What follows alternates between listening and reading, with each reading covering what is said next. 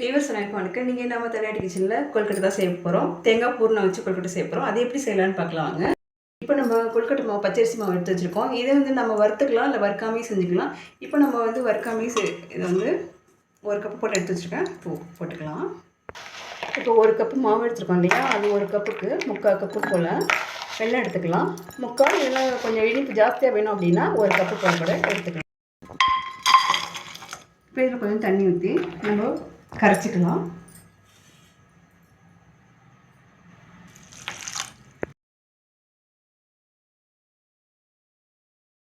நல்லா கரைஞ்சிருச்சு. இதை எடுத்து ஒரு ஓரமாக வச்சுக்கலாம். கடாயை வச்சு ஒரு ஸ்பூன் நெய் சேர்த்துக்கலாம்.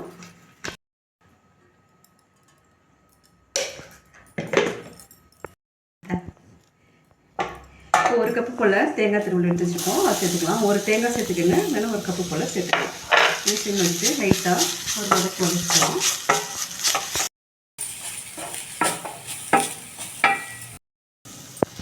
இப்போ இந்த தேங்காயில் இப்போ நம்ம வெள்ளம் வடிக்க கரைச்சோம் இல்லையா, அதை சேர்த்துக்கலாம்.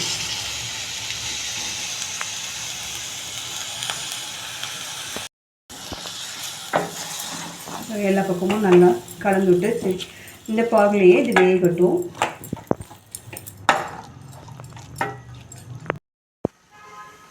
இப்போ கொஞ்சம் கூடுதல் சுவைக்காண்டி முந்திரி பருப்பும் பாதாமும் சேர்த்து அரைச்சி வச்சுக்கலாம். இப்போ நம்ம இதை பொடி பண்ணிட்டு வந்திருக்கோம். ரொம்ப நைஸாக இல்லாமல் நார்மலாக பொடி பண்ணிட்டு வந்திருக்கோம். இப்போது இதில் கொஞ்சம் போல் தண்ணி வச்சிருச்சு இல்லையா, அதில் கொஞ்சம் ஏலக்காய் சேர்த்துக்கலாம். ஒரு 1/4 ஸ்பூன் போல் ஏலக்காய் தூசி. நம்ம அரைச்சி வச்சுருக்க பாதாமில் ஒரு 3 ஸ்பூன் போல் சேர்த்துக்கலாம். உங்களுக்கு இல்லை இந்த ஜாஸ்தியாக டேஸ்ட் வேணும் அப்படின்னா நம்ம ஜாஸ்தியாக சேர்த்துக்கலாம். இப்போ இது எல்லாத்தையும் நல்லா கலந்துவிட்டு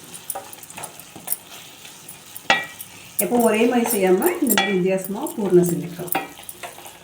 இப்போ இந்த அளவு இருக்கும் போது நம்ம ஸ்டவ்வை ஆஃப் பண்ணிக்கலாம். இந்த இனிப்புக்காண்டி லைட்டாக ஒரு பிஞ்சு போல் உப்பு சேர்த்துக்கலாம்.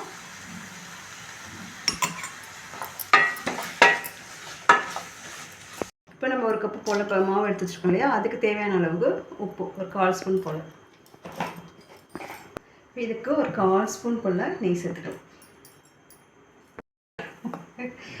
இப்போ இது எல்லாத்தையும் நல்லா கலந்து விட்டுப்போம். கலந்து விட்டு தண்ணி கொஞ்சம் சூடாக எடுத்து வச்சுக்கலாம். கொஞ்சம் கொஞ்சம் போல் நம்ம தண்ணி சேர்த்துக்கலாம். அப்படியே ஊற்றாமல் கொஞ்சம் கொஞ்சமாக சேர்த்து கலந்துக்கலாம். ஒரு கப்புக்கு 2 கப்பு போல் தண்ணி வச்சுட்டு கொஞ்சம் கொஞ்சமாக ஒவ்வொரு அரிசிக்கு தகுந்த மாதிரிக்கு தண்ணி கூட குறைச்சி வரும். அது கொஞ்சம் கொஞ்சமாக ஊற்றி கலந்துக்கலாம்.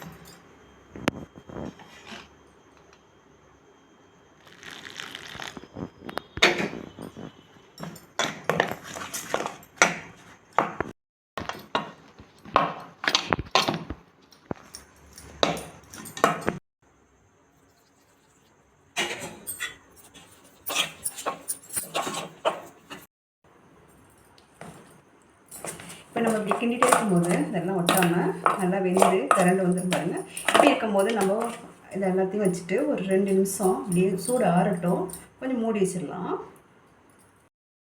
இப்போ இது நல்லா பூர்ணம் ஆறிடுச்சு. இப்போ நம்ம உருண்டை உருட்டி வச்சுக்கலாம்.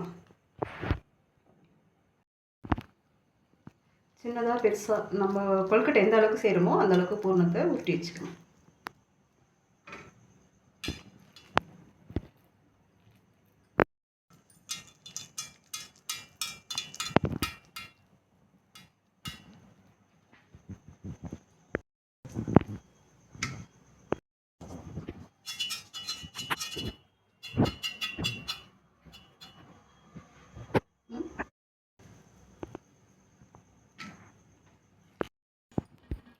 இப்போ நம்ம கலந்து வச்ச மாவை கொஞ்சம் போல் பிணைஞ்சிக்கலாம்.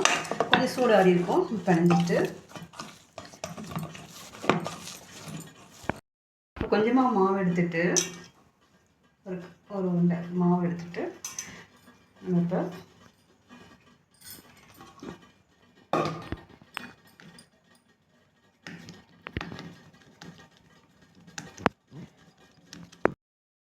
இந்த மாதிரி டவுனை தட்டிட்டு நம்ம இந்த ஒரு பூர்ணத்தை எடுத்து அதில் வச்சுக்கலாம்.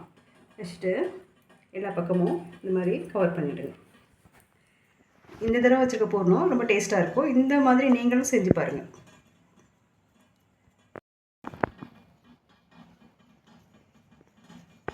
பக்கத்தில் இலை கட் பண்ணி வச்சுருக்கேன். அதில் இப்போ இந்த கொழுக்கட்டையை வச்சிடலாம்.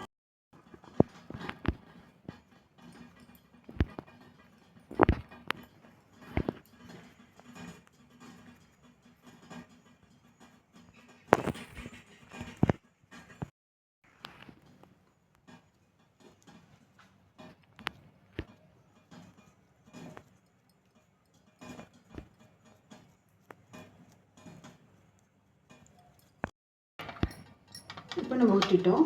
தண்ணி காஞ்சிட்ருக்குது. இப்போ நம்ம ஒரு 5 நிமிஷம் போல் வேக வச்சிடலாம்.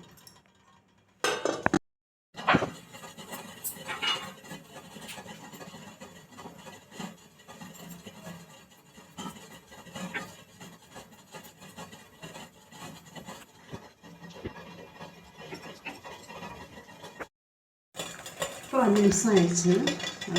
வெந்திரிச்சு பாருங்கள். இப்போ இதை எடுத்து நம்ம தனியாக வச்சுக்கலாம். இப்போ நம்ம வாழை இலையில் செஞ்சு வச்சுருக்க கொழுக்கட்டையும் சேர்த்து வச்சிடலாம். இது மாதிரி வாழை இலையில் நம்ம செஞ்சு சாப்பிடும்போது அதில் உள்ள சத்தும் நமக்கு கிடைக்கும், குழந்தைங்களுக்கும் ரொம்ப நல்லது.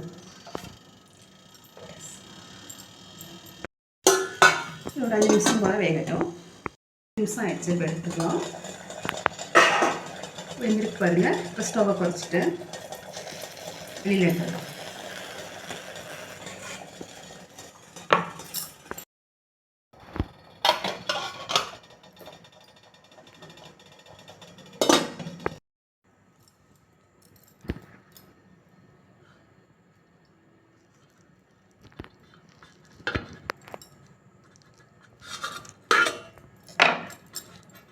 சாஃப்டாகவே இருக்குது. இப்போ நம்ம குழந்தைங்களுக்கு கொடுக்கும்போது அந்த சமயத்தில் மட்டும் நம்ம இலையை உரிச்சிட்டு கொடுங்க. இப்போ இதுவுமே பாருங்கள்.